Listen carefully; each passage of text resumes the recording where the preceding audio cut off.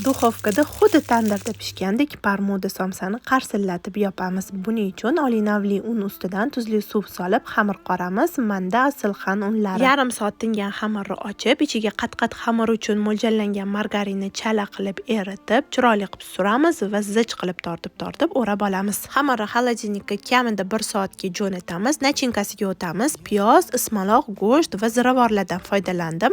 Siz nachinkani xohishingizga ko'ra tayinlasangiz bo'ladi. Kichikroq qilib kesamiz, iloji boricha unlamasdan juvani o'zida yoyamiz. Shunda somsani qat-qatlari juda zo'r bo'lib chiqadi. Ichiga nachinka solib tugamiz. Tuxum oqiga orqasini botirib, list orqa tarafiga 4 ta somsani birlashtirib qo'yamiz. Ustiga tuxum surib, sedana sepamiz. 10 daqiqaga gaz pechiga jo'natib, keyin esa listimizni xuddi videoda ko'rganingizdek ag'darib olamiz va orada yaxshilab jazillatib, suv sepib pishiramiz.